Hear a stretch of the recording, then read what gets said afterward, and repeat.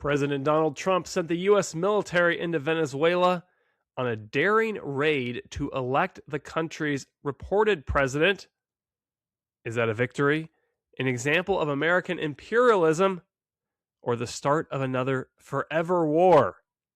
Let's discuss.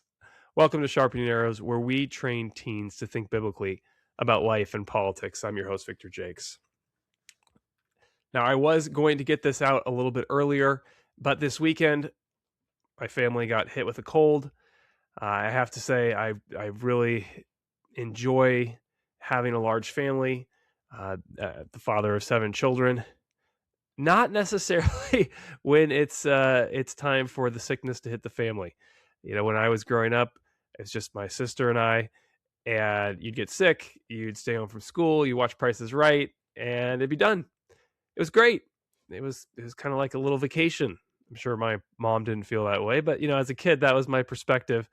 And now as a parent, it's like, oh no, this is the world's worst dominoes game, because it starts with one kid, and as much as you try and quarantine them and keep them away, oh no, there's the next kid.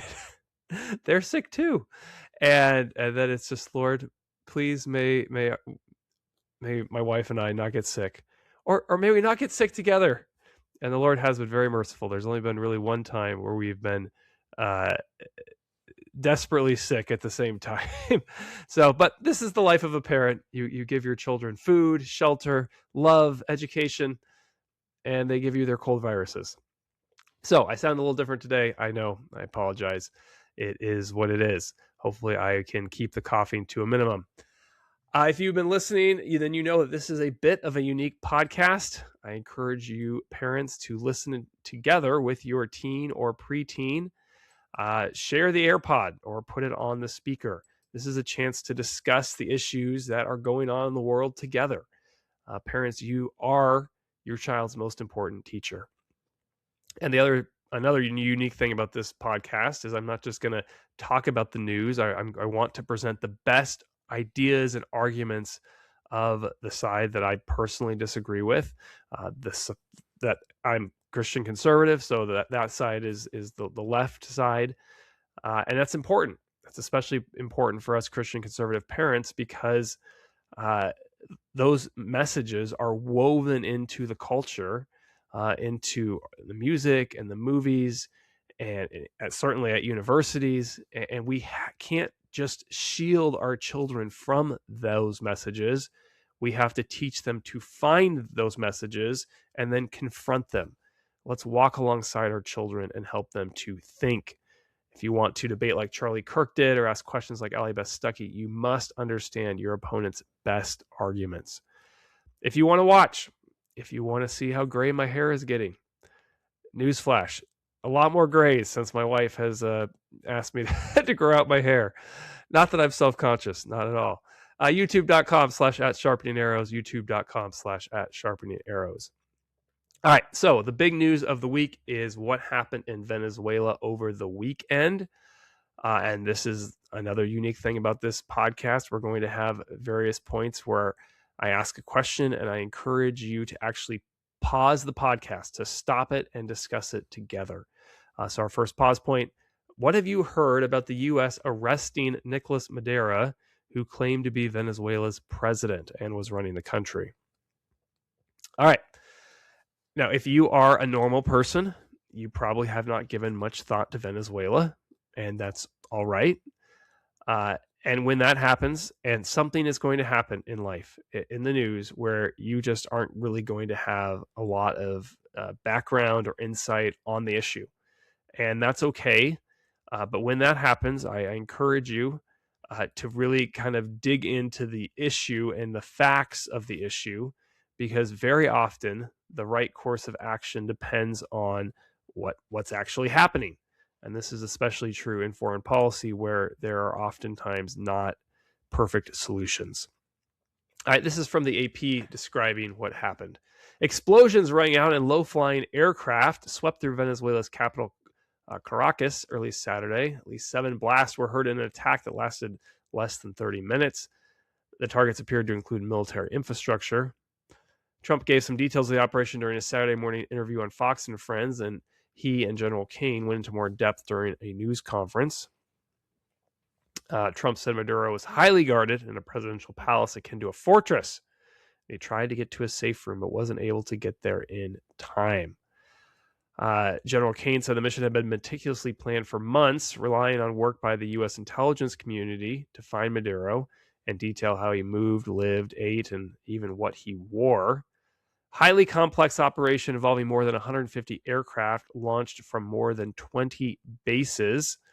Helicopters came under fire as they approached the target area and responded with overwhelming force. Trump has said there were no casualties, although some U.S. forces were wounded. Just an incredible raid. Whatever you think about the policy, the fact that the U.S. could go into another country and arrest someone in the middle of a military base, a highly guarded military base, is incredible. And that our soldiers could do that with no casualties is even more so. So bravo to the U.S. military and to the fine men and women of the armed forces. But why did Trump do this? Why Venezuela and why Maduro?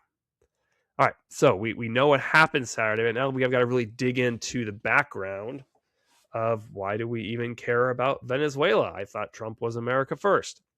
All right, well, there's a few reasons that Venezuela is important. One, Venezuela controls a strategically important resource, oil. It's from the New York Times. Venezuela sits on more oil than Saudi Arabia, Russia, the United States, and every other country. Yeah, that little country down in South America.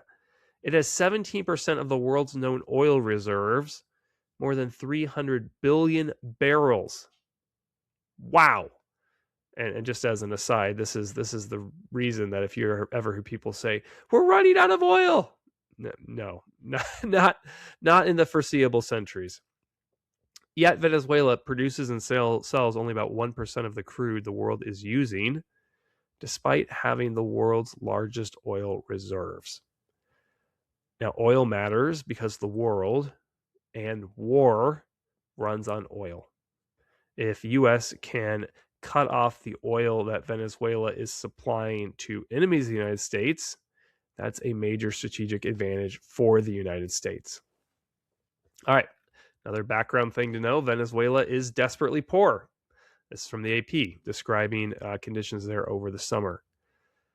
Parents, educators, doctors, humanitarian workers, and religious leaders say food is simply out of reach to many, with children suffering the most. They go to bed early to avoid hunger pains, skip school, and snatch food from each other at aid sites. The law guarantees all students in the country a daily free lunch, but that hasn't happened for ages. Wow. That is grinding, desperate poverty. And as another aside, you should know, teens, that is the natural state of things, is grinding poverty. All this wealth, all this plenty, all these choices that you have in America, that is not natural. That all came about because of a certain set of conditions. And so that I won't go on a too big of a rabbit trail here, the free market and private property were foundational reasons for all of the abundance that we have and enjoy in America. Also, fact number 3, Venezuela, Maduro is viewed as an illegitimate ruler who rigged his election victory in 2018, and in 2024 lost the election, the US and many other countries around the world believe, but claimed victory anyway. That makes sense, right? If you have a chance to vote for the guy who's running a country where everyone's starving, probably not going to get a lot of votes. But if he controls the military, may not leave willingly. All right, point number 4. Venezuela has been cozying up to America's enemies, and it's around 1,100 miles from the U.S. That's about a 2-hour plane ride. We know that much of Venezuela's oil goes to China, that Hezbollah, an Iranian-backed terrorist group, has maintained substantial presence across Venezuela since the mid-1980s. This is from Breitbart. Iran is using Venezuela as a launching point in the Western Hemisphere to embed its drone pipeline closer to U.S. territory. The Center for a Secure Free Society warned this week. This happened. This report is very recent.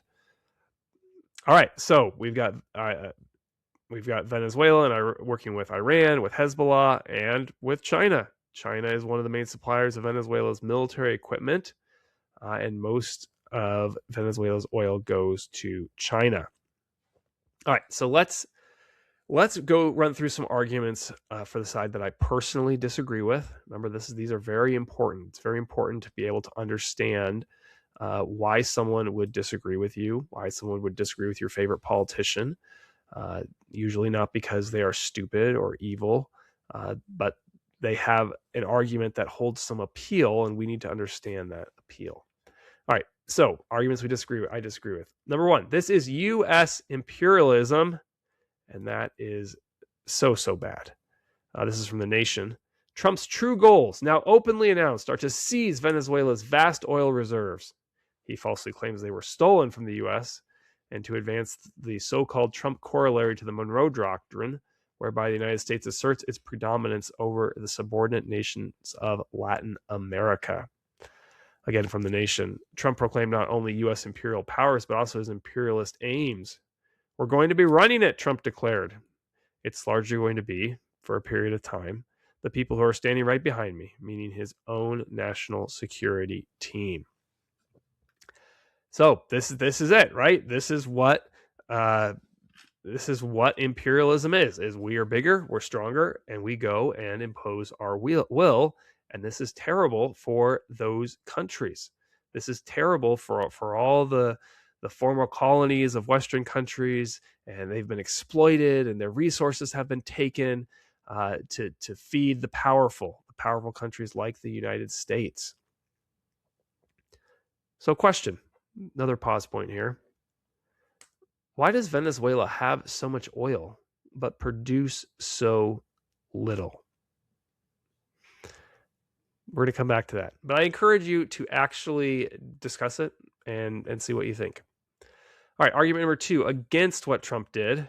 It sets a precedent for China to kidnap a foreign leader, China or Russia or Iran. Just think about the Great Eight, Victor. Question number three, is there a principle involved here? Well, here's the principle that the United States just established. You can go into a sovereign country and you can take their president. How would we feel if China kidnapped the governor of Hawaii? We wouldn't like that. We should not have done this to another country where we weren't even technically at war with. Argument number three, regime change wars don't end well.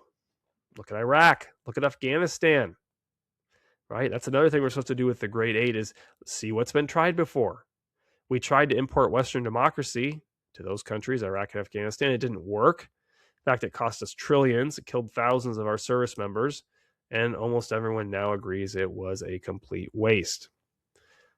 Kamala Harris, the former presidential candidate, former vice president, put out this line of attack. She said, this action was both unlawful and unwise. We've seen this movie before. Wars for regime change or oil that are sold as strength but turn into chaos when American families pay the price.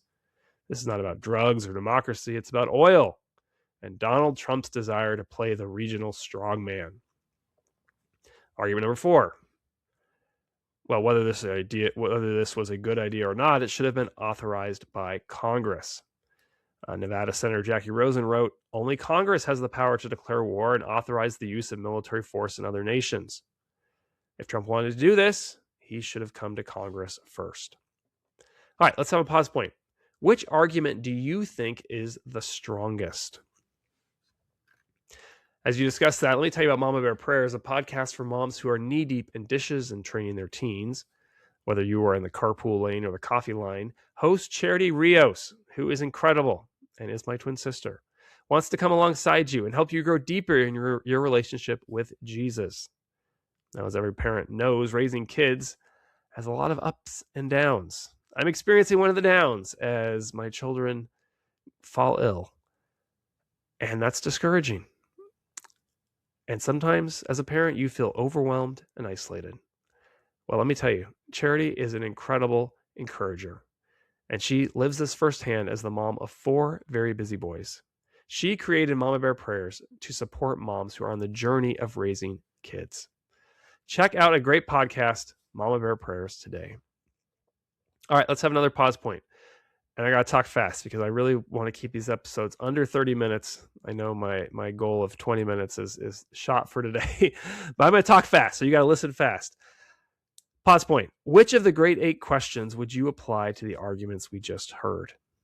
And as a reminder, question 1, the great 8 are 8 questions that we keep in our mental toolbox to help us dissect issues that we haven't come across before. Question 1, what happens next? Question 2, has this been tried before? Question 3, is there a principle involved? See, we've already heard a couple of these, right? Question 4, what are the trade-offs? Question 5, what do you mean by that? Question 6, is this an appeal to emotion or logic? Question 7, am I focused on the speaker or the argument? Question 8, what does the Bible say? All right, so I'm going to use some of these grade 8 questions to rebut these arguments we previously heard. And just remember, if you picked a different question, you're not wrong. There's lots of ways to attack these arguments. All right, so let's look at this argument that this is U.S. imperialism. And we really need to go to question 5 here. What do you mean by that? Because there's kind of 2 ways to think about imperialism. One, I think the kind of what you will encounter at the university in the academic setting is that basically means we're exploiting another country. Imperialism, colonialism, this idea that the U.S. is wealthy, not because of our own merit, but because we just happen to be stronger, and we went and we exploited all these other resource-rich countries, and we stole from them, and that's why they're poor and we're rich, and we should feel so much guilt and shame for what our ancestors have done. Okay, that's one definition. The Merriam-Webster's definition is the policy, practice, and advocacy of extending the power and dominion of a nation, especially by direct territorial acquisitions or by gaining indirect control over the political or economic life or of other areas. And I think you actually can say that this is what the U.S. is attempting to do. As we get into this a little bit more, it's not a direct territorial acquisition. There does not seem to be any appetite among the Trump administration or the American public to directly control Venezuela. But there certainly is a desire to control where Venezuela's oil is going and direct its economic life in that way. Okay, that's good. That's what the American government should be doing. It should be looking at threats, especially in our own hemisphere, and taking proactive steps to address those steps. Sometimes there's this idea that, well, if we just leave the world alone, it'll leave us alone. I'm sorry, that's not how this works.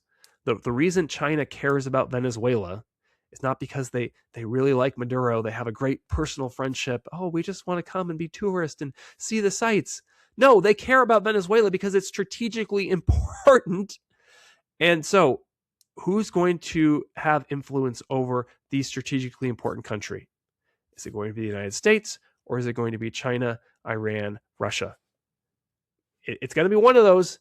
I'd much rather it be the United States. So yes, the U.S. should absolutely, if countries are not being friendly to us, seek to exercise control over those countries when they are strategically important. We should be expanding our power, ideally with alliances, but you can't just say, oh, this country doesn't like us. Our enemies are going to use it to build up their power base that can threaten us. Well, we just have to sit here and do nothing. No, we don't have to sit here and do nothing, which is exactly what Trump did. All right, and then to kind of get into this further idea of, well, we're just there to exploit Venezuela. I mean, the first problem is that it just doesn't fit with the fact pattern on the ground. Trump didn't leave troops there. He used U.S. forces to arrest a criminal and read him his rights. The military did not shoot Maduro, nor did Trump send in a full invasion force or at least a widespread bombing campaign. Now, his claim that the U.S. would run the country was poorly phrased, absolutely. But it was quickly walked back by Secretary of State Marco Rubio, who said the U.S. is interested in running policy that helps America and Venezuelans. The U.S. does not need Venezuela's oil, but it does need Venezuela's oil not to go to China. We do need Venezuela not to become a hub for our enemies. And then the other thing about this idea that, we're just imperialistic and we're exploiting other countries. Go back and look at Iraq and Afghanistan. We made ourselves poorer trying to make those places better. We spent hundreds of billions, if not trillions of dollars investing into those countries, building the infrastructure in those countries. It didn't work, but that's not exploitation. And if it is exploitation, you would say that they were exploiting us. All right, so let's look at this. The second issue here is this idea that the West exploits these other countries. The U.S. is exploiting these countries in Central America and South America. Okay, we actually had a great experiment here. In has this been tried before? Question 2. Because guess what Venezuela did? They elected a socialist leader, Hugo Chavez, in 1998. He controlled the government. He shut down his opposition.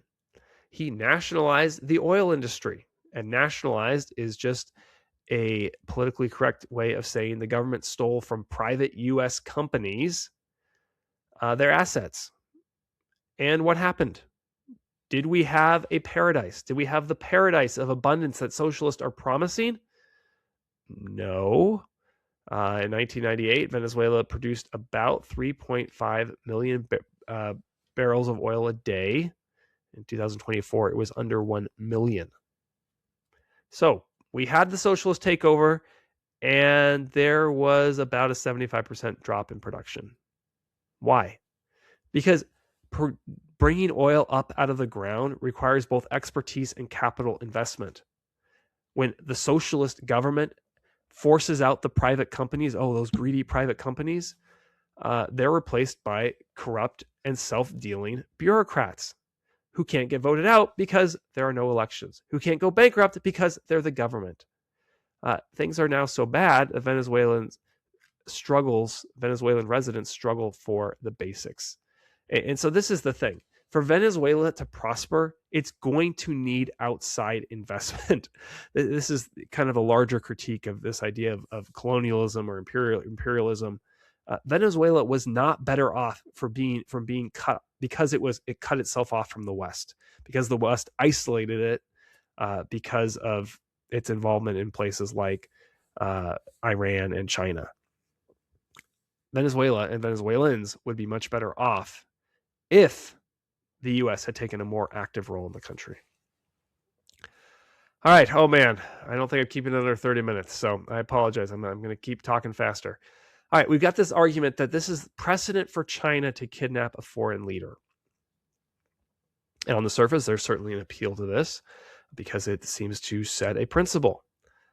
But here's the thing. Law and agreements bind people who have something in common. When people don't have something in common, when countries don't have something in common, what determines the order is force. International law is a joke. The community of the world saying, we don't like that you did that, will not trump someone actually going and doing that. Look at Hong Kong. In 1997, the former British colony of Hong Kong was handed over to China. Beijing said it would give Hong Kong 50 years to keep its capitalist system and freedoms in place. And then in 2020, Beijing said, nope, we aren't doing that. We're taking over. We're imprisoning people who oppose us, throwing them in jail, curbing voting rights, limiting freedoms of the press and speech. That happened before this last weekend. That happened 5 years ago. Because China doesn't care. China is not going to say, there's an international norm where we can't invade Taiwan. No, if they think they can do it, they're going to do it. And the way to stop them is with force. And that's why going and denying China a power base in the Western Hemisphere, denying them access to oil, is extremely important. So if we look and we say, question 2, has this been tried before? Look throughout the whole history of the world. And here's the principle. The country with the power makes the rules. And I just have to note this irony, going back to the imperialism argument. Hong Kong would be better off today, Hong Kong residents would be better off today, if it was still a British colony. Imperialism and colonialism aren't always bad for those other countries. All right, argument number 3. Regime change wars don't end well. Again, we have question 2. Has this been tried before? And yes, I will acknowledge, and I think we should acknowledge, that regime change wars did not end well in Iraq and Afghanistan. But that's not the only time that we have done a regime change war. Occupation ended well in Japan and Germany. What you have to understand is that foreign policy is very hard because there are so many variables in every situation, and often imperfect solutions. Just simply going and saying, well, look at the last war and apply it to this situation, it is very rarely going to work. If our Iraq campaign had consisted of a snatch and grab of Saddam Hussein, we would think of it very differently today. The question in the Great Eight that really applies here is there a principle involved? And the principle involved in foreign policy is put America's interest first. And that's going to require different strategies in different situations. And we can certainly learn from history, but when there's so many variables and so many variables that are different between situations, you can't just rigidly say, well, it didn't work in Afghanistan, it won't work in Venezuela, especially when the facts on the ground are so different. All right, argument number 4. War should have been authorized by Congress. All right, well, let's look at question number 2. Has this been tried before? Let's have a pause point. Do you think U.S. forces have ever gone into a country to arrest its leader? In fact, they have. This is from Politico, describing an operation in 1998 when then President George Bush sent the U.S. military into Panama to arrest its president on drug charges. From Politico. The operation involved 27,684 U.S. troops and over 300 aircraft. It began with an assault on strategic installations, including the commercial airport in Panama City and a Panamanian Defense Force garrison and airfield in Rio Hato, where Manuel Noriega, the country's military dictator, maintained a residence. U.S. Navy SEALs destroyed his private jet and a Panamanian gunboat. A Panamanian ambush killed 4 SEALs and wounded 9. Military operations continued for several weeks, not in early morning, several weeks. And the U.S. mainly fought against the Panamanian army. Noriega remained at large for several days. He actually sought refuge in the Vatican diplomatic mission in Panama City before eventually surrendering. He was immediately flown to the United States. He was tried, sentenced, and sent to a federal prison for 17 years. Now, in that operation in 1989, 23 U.S. soldiers were killed, 325 were wounded. President George Bush, did not seek congressional authorization, and it wasn't the end of the Constitution, but an episode that many Americans don't even remember. In fact, you can go and look at almost every president as commander-in-chief, as the power that they have as commander-in-chief, have used the military in these kind of limited engagements without going to Congress. And there was a very good reason that Trump didn't go to Congress, because if he had gone to Congress, Democrats would have leaked the mission and would have either endangered U.S. personnel, making it more likely that they died, or simply made it impossible to complete the mission. All right, so let's look at why this was actually awesome and fantastic news for the U.S. 1, as of last year, a year ago, there was bipartisan support for arresting Maduro. Before he left office, I mean, right before he left office, January 10th, a year ago, literally a year ago, former President Joe Biden put a $25 million bounty for information leading to the arrest of Maduro. And remember, that's what just happened. We just arrested him. In March 2020, the Department of Justice charged Maduro and his associates with crimes connected to narco-terrorism. John Kirby, then a spokesman for the National Security Council, said the reward was intended, quote, to further elevate international efforts to maintain pressure on Mr. Maduro. This is why it's so funny for Kamala Harris to now complain about Trump arresting Maduro. If she was so worried about Maduro being arrested, why did the Biden-Harris administration put a bounty on his head?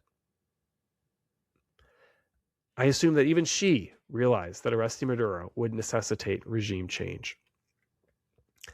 Argument number 2, reducing drug trafficking is good.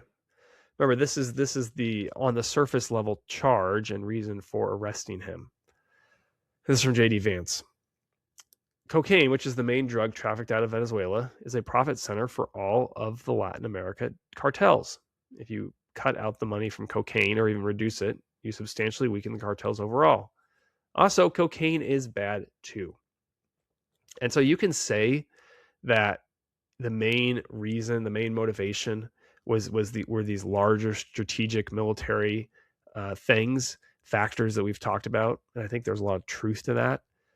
And say that, as on the legal level, you can still arrest him for being a drug trafficker. Anything we do to reduce the influx of cocaine in the U.S. is a good thing. Number 3, yes, it's okay to say that this was about oil and regime change.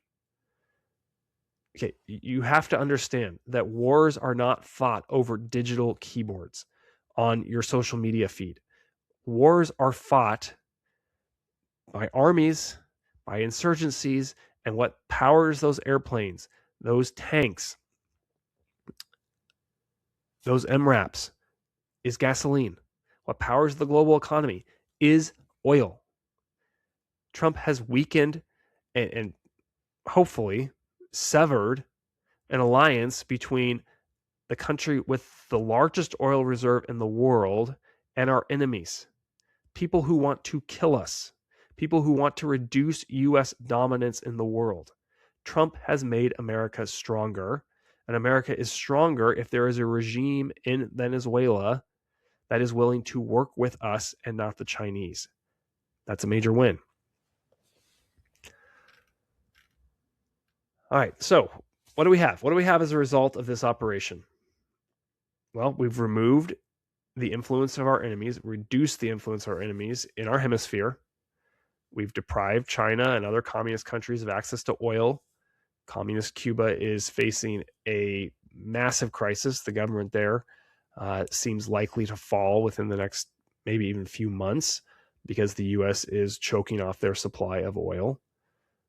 We're more likely to have U.S.-friendly leadership in countries that are close to us.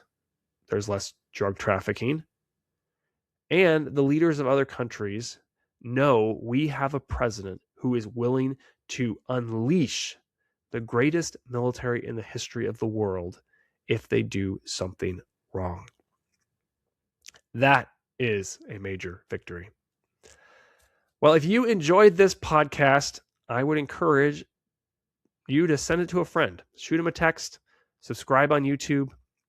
Be courageous like Charlie. Stay sharp and give God the glory. I'll see you next time.